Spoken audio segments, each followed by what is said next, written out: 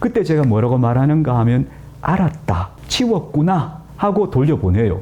그리고 나머지는 제가 치워요. 저는 어른들이 아이들을 대할 때 요 정도의 어떤 여유나 할까 예의를 지켜야 한다고 생각해요. 걔들이 치웠다고 말했으면 그 말을 믿어줘야 한다고 생각해요.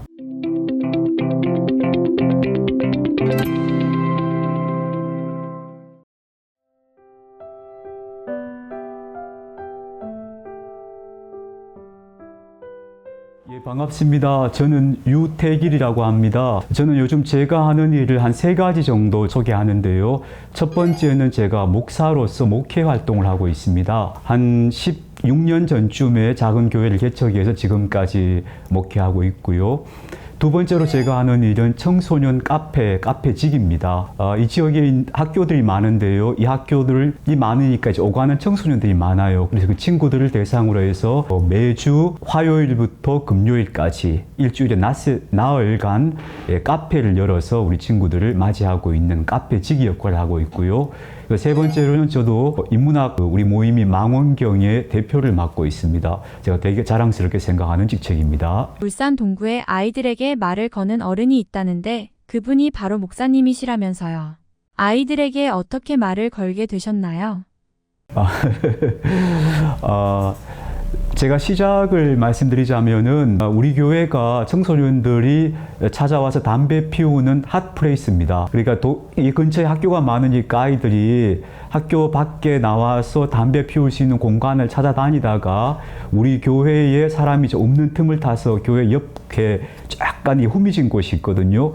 그곳에 와서 담배를 피우는 아이들이 되게 많았어요. 그래서 저하고 많이 부딪히고 했는데요. 제가 이제 그런 아이들을 볼 때마다 저도 사실은 고등학교 때 담배를 피워봤기 때문에 그거 별일 아니라고 생각하고 아이들 좀 편하게 대한 편이었어요. 그리고 이제 여기는 담배 피우는 데 아니다 하고 보내고 이제 이런 정도로 하고 있었는데 한번 생각해 보니까 계기가 있었던 것 같아요. 제가 우리 교회에서 만났던 아주 꼬마 여자아이가 있었는데 얘가 한 5살쯤에 제가 처음 만났던 것 같아요. 근데 얘가 지금은 대학생이 됐거든요. 얘를 보면 이름 불러주고 이렇게 늘 사랑스러운 아이로 그렇게 돼 있는데 얘가 중학생이 되더니 한 번은 저녁에 제가 이제 퇴근하려고 하는데 얘가 남자친구들을 잔뜩 데리고 온 거예요. 목사님하고 교회에 놀러 왔다고 온 거예요. 근데 막 치마는 막 짧고 화장을 하고 중학교 2학년인데 담배 냄새가 나고 그리고 남학생들 같이 온 애들은 뭐 어슬렁거리며 욕을 하고 막 이런 애들을 잔뜩 데려온 거예요. 그래서 제가 너가 저녁 안 먹었으면 같이 밥 먹으러 가자 해서 이제 중국집에 데려가서 밥을 먹였어요. 밥을 먹이다가 가만히 생각해 보니까 얘가 이대로 두면 안 될 것 같은 느낌이 들어서 그래서 목사님이 밥 해줄 테니까 너가 다음 주부터 목요일 저녁마다 교회에 오너라 이랬어요. 그랬더니 정말 걔들이 그 다음 목요일 저녁부터 교회를 오는 거예요. 그래서 제가 저녁마다 밥을 해줬어요, 애들한테. 그래서 제가 이름하여 목요식탁이라고 해서 애들 오면 이제 밥 해줘서 밥 먹이고 보내고 있는데 제가 이제 음식하는 거 좋아하거든요. 주로 이제 파스타, 분식 뭐 이런 거 많이 해줬어요. 간단한 덮밥 같은 것도 해주고 했는데 애들이 너무 맛있게 먹고 좋아라 하고 그리고 갔어요. 그걸 한 2년 정도 했던 것 같아요. 목요 식탁 한다고 우리 교인들한테 얘기하고 저 혼자 그냥 애들하고 했던 거죠. 근데 교인들 도와주겠다 하는데 제가 교인들 도와주러 오지 말라 그랬어요. 왜냐면 애들을 보면 너무 놀랄 것 같아서. 애들이 예배당에 여기 앉아서도 제가 식사 준비하는 동안에 막 컵에다가 침 뱉어 놓고 나가서 담배 피우고 하는 짓들이 입에서 욕이 막 그냥 나오고 하니까 우리 교인들이 와서 도와주려고 하다가 시험도 할 것 같은 거예요. 그래서 오지 마라 하고 제가 혼자서 한 2년을 했는데요. 하면서 아이들이 이렇게 저하고 가까워지면서 그게 너무 재밌는 거예요, 애들이. 그때 시작했던 애들이 지금 다 군대 가 있어요. 군대 가 있고, 무슨 애들은 군대 가 있고, 대학 가 있고 한데, 얘들이 지금도 제 카톡방을 가지고 있거든요. 그럼 얘들한테 제가 요즘도 매일 아침마다 이렇게 카톡을 보내요. 성구 같은 거 보내거든요. 아멘 하고 달아주고요. 얘들이 또 군대 휴가 나오거나 군대 갈 때마다 저한테 와서 기도 받고 가요. 그리고 또 하여튼 관계가 계속 유지가 되는 거, 유지가 되면서 제가 그때 그 후로 요즘 와서 많이 깨닫는 게 뭐냐 하면은 얘들이 정말 문제아처럼 보여도 결국 알고 보니까 얘들이 다 나중에 군대 가서 우리 지켜주는 사람이 되고 또 이 나라 경제를 책임져주는 일꾼들이 다 되는 아이들이구나. 그러니까 그 아이들이 되게 소중한 아이들이었어. 어떻게든 그래서 우리가 지금 이 아이들한테 정말 잘해야 되는구나. 그래서 우리 교인들한테 제가 자주 그러거든요. 얘들한테 정말 잘해야 된다고. 얘들이 나중에 다 우리 책임져 줄 세대라고. 그러면서 이제 그 아이들과의 관계가 형성되어지고, 관계 형성되어지니까 애들이 그 처음보다 조금씩 더 철이 들어가는 거예요. 굉장히 재밌는 이야기를 나중에 했어요, 저한테. 목사님, 우리한테 왜 이렇게 해주시는 거예요? 막 이렇게 와서 좀 도와드릴까요? 이렇게 얘기하고. 그리고 한 번은 어떤 아이는 또 예배 시간 몇 시에요? 교회 올게요. 이렇게 얘기하는 거예요. 물론 안 왔어요. 근데 어쨌든 아이들이 그렇게 다가오고 고마워하고 그러면서 저는 그런 관계들이 제가 재밌었어요. 되게 보람있고 즐겁고 재밌어서 나중에 아이들 쟤들이 뭐 나중에 커서 뭐가 될까 싶었는데 보니까 다 뭐 전문대도 가고 기술도 배우러 가고 군대도 가고 다 하더라고요. 자기 역할들을. 그래서 그 아이들과 경험이 재밌어서 그런데 이제 그게 코로나 기간에 끊겨버린 거예요.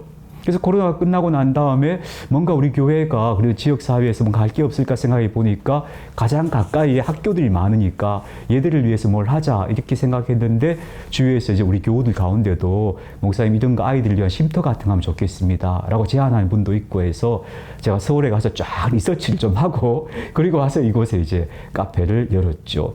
이 카페는 이제 아이들이 그냥 와서 준비된 간식을 마음대로 먹고 그리고 이제 마음대로 머물다 가는 거예요. 근데 간식은 이제 제가 일일이 매일 해줄 수는 없으니까 컵라면, 음료수, 그리고 뭐 과자, 또 계란 같은 거 삶아주고 이런 거 주고요. 그 다음에 일주일에 한두 번 정도는 제가 직접 해줘요. 제가 이제 김밥이나 떡볶이 같은 거 만들어 주거든요. 저는 제만의 김밥 레시피가 있어서 애들이 되게 맛있어요. 사람이 좋아하기에 간 맞춰주는 게 있어요, 제가. 요즘 애들이 되게 맛있어 해서 보통 하루에 김밥 한 20줄, 30줄 정도 싸는데요. 금방 동이 나버려요. 그리고 떡볶이도 맛있어 하고 그래서 그런 거 해주면 이제 되게 재밌어 하고 그러면서 아이들하고 그냥 재밌게 놀고 있는 거예요. 여기서 하여튼 제가 여기서 만난 아이들 지금 우리 카페 온 아이들은 주로 이제 걔들이 담배 피우러 우리 교회 왔다가 자고 만난 애들이거든요. 그럼 제가 아이들 담배 피우는 거 보면 나무라 하지 않았어요. 그냥 이렇게 얘기했어요. 얘들아 담배 피우는 거는 네가 결정할 사항이고 네 선택의 문제니까 목사님 거기에 대해서 말 안 할게. 대신에 매너 있게 행동하자. 담배 꽁초를 아무데나 버린다거나 어른들 앞에서 피운다거나 아니면 누구한테 강요한다거나 아니면 이상한 방법으로 담배를 구한다거나 이렇게 하지 말고 매너 있게 행동하는 것으로 하자. 거기까지만 제가 합의를 받죠이더라고. 그러니까 애들이 저한테 담배 피우는 현장을 딱 들키면 제가 그러죠. 웃으면서 야 오늘 잡혔네 이렇게 얘기하면 애들이 죄송해요 하고 가버려요. 이제 그런 관계들 형성하다가 여기 카페에 있으니까 오너라 했더니 이제 걔들이 주로 이제 매일 오고 있는 거죠. 근데 재밌는 건 걔들이 올 때마다 저한테 그래요. 오늘 담배 오늘부터 끊는 거예요. 이렇게 또 맨날 얘기해요. 그러면서 관계를 맺어가고 있어요. 재밌어요. 예, 저는 망원경에 지금 제가 공동대표 중에 한 사람이거든요. 망원경에 참여한 지는 그렇게 오래되지 않았지만 사람들이 제가 뭔가 좀 잘할 것처럼 보였나 봐요. 그래서 저를 맡았는데요. 사실 저는 망원경에 참여할 때 이런 느낌이었어요. 제가 이제 목사니까 제가 주로 만나는 사람들은 크리스찬들이에요. 근데 크리스찬들과 만나고 생활하다 보니까 제 생각의 폭을 좀 넓혀보고 싶은 생각.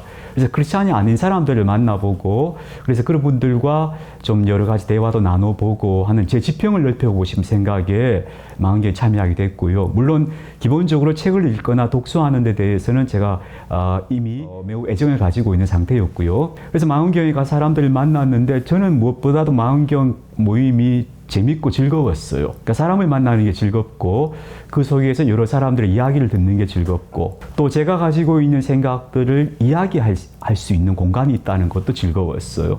제가 목사로서 교회에서 할 수 있는 이야기는 약간 어떤 규범을 벗어나지 않으면 벗어나면 안 되는 이야기거든요. 되게 그럴 거 아니에요. 그런데 저는 망원경에서는 그보다 훨씬 자유롭게 제 사고를, 제 생각들을 펼칠 수 있는 것 같아서 그게 즐겁고 재밌었고요. 얼마 전에 우리가 망원경 MT 1박 2일 했는데요. 또 그런 거 하면서 사람들과 서로 대화하고 관계 맺고 사귀는 과정들이 즐거웠습니다. 그래서 사람들의 삶을 보면 이분한테 이런 점들이 정말 내가 배울 것이 있구나 하는 것들도 있는 것 같고요. 그래서 만남의 폭을 넓혀간다는 의미에서 전 개인적으로 망원경이 좋았고요. 지금도 망원경이 저는 즐거운 모임이었으면 좋겠다 하는 것이 첫 번째고 그리고 가급적이면 많은 사람들이 참여해서 이렇게 서로 다른 사람과의 만남을 통해서 자기 생각의 지평을 넓혀가고 또 삶에서 이런 즐거움들 사람이 주는 즐거움들을 누릴 수 있는 그런 장소가 되었으면, 모임이 되었으면 좋겠다 싶은 생각이 있습니다. 그리고 할 수 있다면 만환경이 울산 지역에 좀 기여했으면 좋겠다는 기대도 해요. 이 인문학으로 기여할 수 있는 것.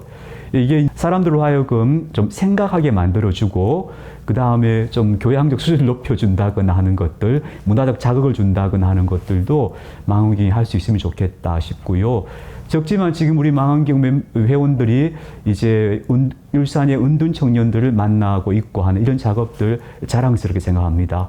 그런 일들 앞으로 우리가 조금 더 기회가 더 주어진다면 더 하고 싶은 마음들 가지고 있습니다. 보통 50대쯤 되면은 사람들이 내가 살아온 삶에 대해서 돌아보면서 약간 실패자 같은 느낌에 빠지는 경우가 많잖아요. 그래서 우울증이 많이 오기도 하잖아요. 저도 제가 사실 목사로 살아온 삶을 돌아보니까 보통 사람들의 평가로는 제가 목회자로서 그리 성공한 목회자는 아니거든요. 보통 사람들이 이제 교회의 사이즈를 보니까. 그런데 저는 제가 가지고 있는 색깔과 제가 가지고 있는 삶은 다른 길이라고 생각했어요. 그래서 저는 가장 저다운 모습으로 살아가는 게 뭘까 생각해 오다가 내게 얼마 남지 않은 그 목사로서의 시간 같은 것들을 더 집중해서 깊이를 갖추는 사람이 되고 싶다는 생각을 몇 년 전부터 좀 하고 있었어요. 더 깊이 있는 사람, 더 깊이 있게 사고하고 공부를 더 깊이 해야 되겠다. 뭐 학위 공부가 아니고 삶에 대한 공부를 더 깊이 하고 그래야 되겠다 생각을 했는데 망원경에 대한 소식을 울산저널이라고 하는 지역 신문이 있어요. 그 신문을 구독하는데 거기 망원경이 소개가 된 거예요. 그걸 보면서 나 여기 한번 가보고 싶다. 해서 물어봤더니 거기 뭐 밴드에 이렇게 가입하면 해준대요. 그 밴드에 해놓고 며칠을 안 해주더라고요. 그래서 기다렸다가 이제 회원 가입이 돼서 보니까 그 망원경에서 양육 프로그램이 있어요. 초심자들 들어오면 그 키워주는 프로그램이 있거든요. 그 프로그램에 참석했어요. 그래서 거기서 이제 양육을 받고 그 다음에 망원경의 공식 정기 모임에 참여하고 그러다가 이제 제가 대표까지 하게 된 거죠. 망원경의 입문 프로그램은 훌쩍이라는 프로그램이었어요. 거기서는 이제 책을 5권, 인문학 책을 선정하고, 그 다음에 망원경의 기존 멤버들이 그 책들을 발제하면서 토론을 이끌어가는 주제자가 되어줘요. 그럼 이제 입문자들은 거기 와서 같이 책을 읽고 그분들이 이끌어주는 대로 함께 토의하면서 그 학습해 가는 거죠. 그러면서 기본적인 인문학 서적을 한 5권쯤 읽고 나면 망원경의 이제 멤버로 받아주는 거예요. 제가 그 과정을 통해서 망원경 멤버가 된 거죠. 저는 공동체가 매우 중요하다고 생각하는 사람이거든요. 제가 교회를 목회하니까 물론 당연히 그런데요. 개인적인 체험도 있죠. 저는 제가 우울증 성향을 오래 갖고 있었던 사람이에요. 어려서부터 좀 기질이 좀 그랬고요. 우울증을 좀 오래 알아왔던 사람인데 결국 이걸 극복해 나가는 방법은 사람을 만나는 일이다 하는 것을 제가 체험적으로 경험했고요. 많이 경험하고 있고요. 지금도. 그리고 제가 주위에서도 결국 사람과 사람이 만나고 관계를 맺고 서로 깊은 대화를 나누는 가운데서 사람들이 회복되어진다 하는 것은 교회에서나 혹은 우리 망원경 활동을 통해서도 제가 많이 보고 듣고 있는 이야기입니다. 특히 우리 망원경 멤버들은 그런 이야기들을 많이 하셔요. 망원경에 와서 내 삶이 많이 단단해지고 굳어졌다 하는 표현들 많이 하시거든요. 그래서 만약 이 영상을 보시는 분들 가운데 좀 고립감을 느끼거나 외롭다고 생각하시는 분들은 용기를 내서 한번 이런 만남, 이런 모임에 참여해 보시면 좋을 것 같아요. 얼마 전에 제가 들은 어떤 방송인이 그런 말씀을 하시더라고요. 내가 더 좋은 사람이 되어야겠다고 결심했다. 나는 더 좋은 사람이 되기로 결심하고 이렇게 산다고 얘기하시더라고요. 저는 제가 그리스도인으로서 제 삶의 목표가 딱 그거예요. 제가 젊어서부터 생각했던 게 영성적 진보였어요. 내가 더 진보된 인간이 되는 것이 제 삶의 목표라고 생각했거든요. 근데 그때는 그 진보라는 게 저는 아주 거룩하고 고상한 수준의 사람이 되는 거로 생각했어요.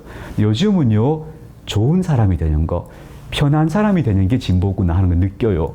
그래서 우리 아이들이 제가 이렇게 카페 하니까 아이들이 여기 와서 제가 뭘 먹을 것도 나눠주고 하니까 저를 되게 좋아하는 편이라고 생각하거든요. 저는 아이들이 저를 좋아해서 여기 온다고 믿어요. 저희 착각일지 모르지만 먹을 거 준다고 아이들이 모이지 않아요, 요즘요. 애들이 먹을 게 흔한 세대라서 배고파서 모이는 거 아니거든요. 여기 왜 오는가 하면요.